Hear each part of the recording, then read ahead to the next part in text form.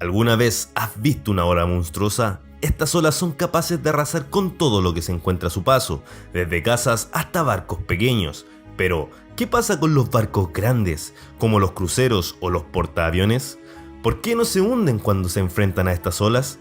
En el video de hoy te lo explicamos.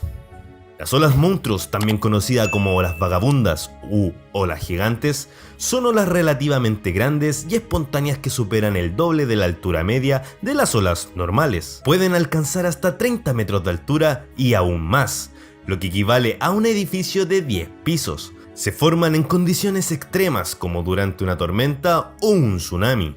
Desde hace siglos, los marineros han narrado historias de las olas gigantes que azotan sus barcos. Estas enormes y amenazantes masas de agua aparecen repentinamente y se elevan sobre los marineros y los cascos de sus embarcaciones, listas para tragarse todo a su paso. Aunque durante mucho tiempo se pensó que eran solo leyendas de marineros, hoy en día se sabe que son un fenómeno natural real, aunque muy raro y difícil de predecir.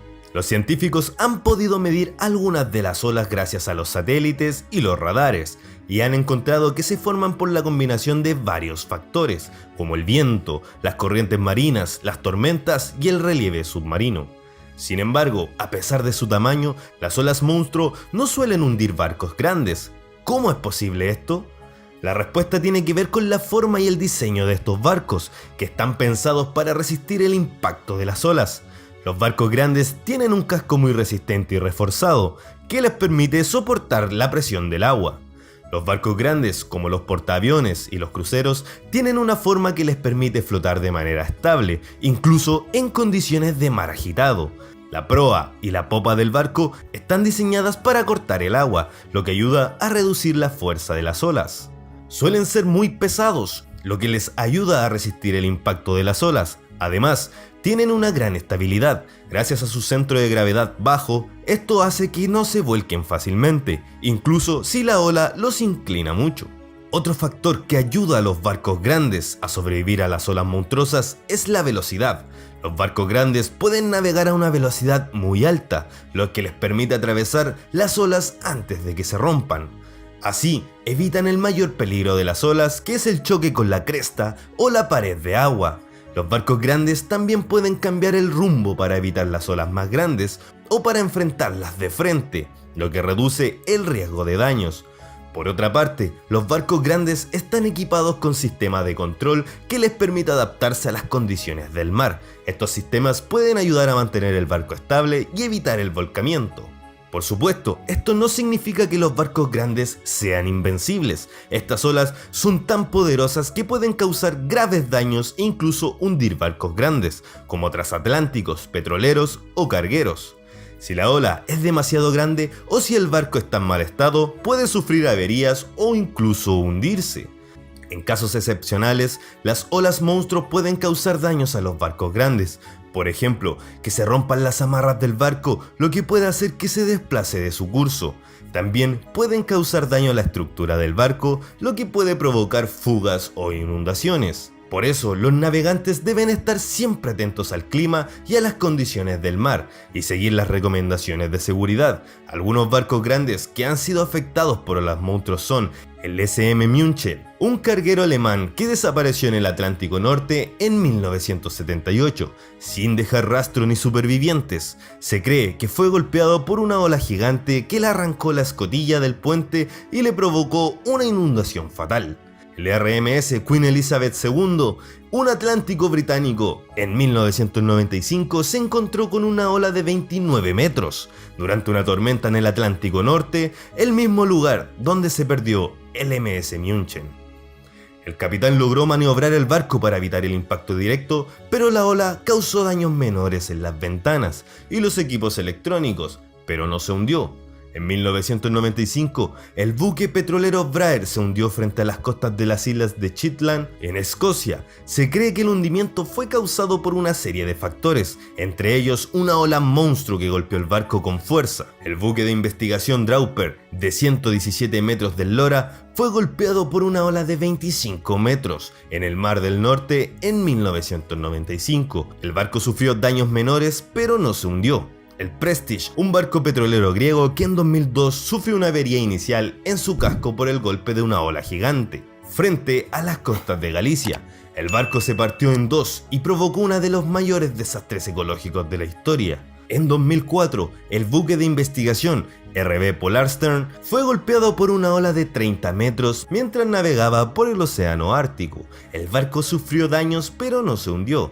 En 2008, el portaaviones USS Ronald Reagan fue golpeado por una ola monstruo durante un tifón en el Pacífico.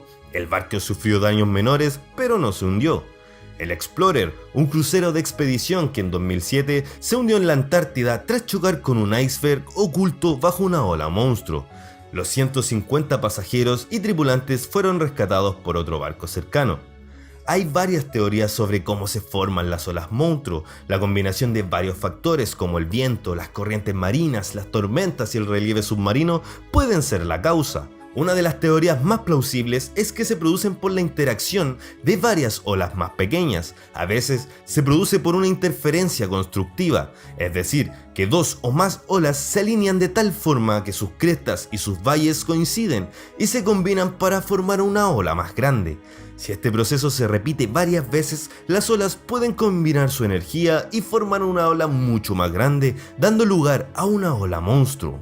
Las olas monstruo suelen aparecer en zonas del océano donde las condiciones son propicias para su formación, como en los estrechos donde el agua está confinada o en las zonas donde hay fuertes vientos. El viento es el principal responsable de generar las olas en el mar. Cuando el viento sopla con fuerza y durante mucho tiempo sobre una superficie de agua, transfiere parte de sus energías a las olas, que crecen en altura y longitud. Sin embargo, el viento no sopla de forma uniforme ni constante, sino que varía en dirección e intensidad. Esto hace que las olas se encuentren con otras olas que vienen de diferentes direcciones y se sumen o se resten entre sí.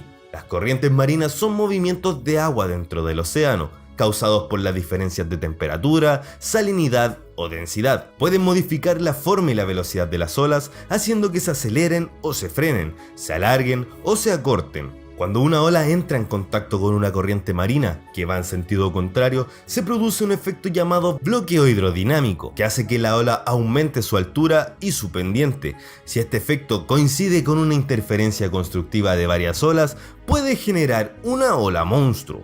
Otro factor que puede generar olas muy grandes y violentas en el mar son las tormentas, especialmente si se producen en zonas donde el agua es poco profunda, donde provocará cambios bruscos en la presión atmosférica que afectará la altura de las olas. Cuando una tormenta se desplaza sobre el océano, puede encontrarse con otras tormentas o con zonas de alta presión, lo que crea una gradiente de presión que empuja las olas hacia arriba. El relieve submarino es la forma del fondo del océano, que puede tener montañas, valles, cañones o plataformas continentales que influyen en la propagación de las olas, ya que modifica la profundidad del agua por la que pasan. Cuando una ola pasa de un agua profunda a una somera, se produce un efecto llamado refracción, que hace que la ola cambie su dirección y su velocidad.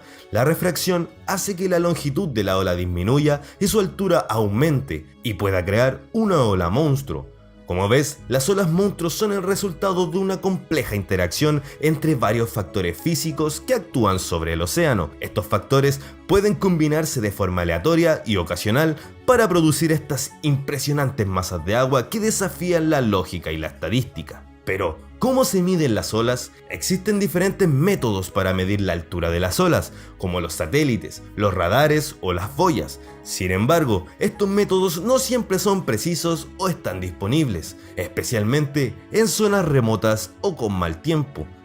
Por eso, los navegantes también usan sus propios criterios para estimar la altura de las olas, basándose en la observación y la experiencia. Algunos factores que influyen en la percepción de la altura de las olas son la distancia, el ángulo, la luz y el movimiento del barco. Frente a un mar embravecido, ni siquiera los portaaviones pueden considerarse a salvo. Las embarcaciones más poderosas creadas por el hombre apenas pueden resistir la furia del océano durante las más terribles tempestades, tal como si fuesen solo una pequeña cáscara de nuez. Su existencia ha sido documentada durante siglos y continuará siendo una amenaza para la navegación en el futuro. Las olas monstruo son un fenómeno natural impresionante, fascinante, pero también muy peligroso. Su embate contra un barco grande que no se encuentra en buenas condiciones puede dar como resultado una historia de terror marino. Sin embargo, en general, las olas monstruos no son una amenaza para la seguridad de los barcos grandes, que están diseñados para soportar las condiciones más extremas, y los sistemas de control del barco les ayudan a mantenerse estables y seguros.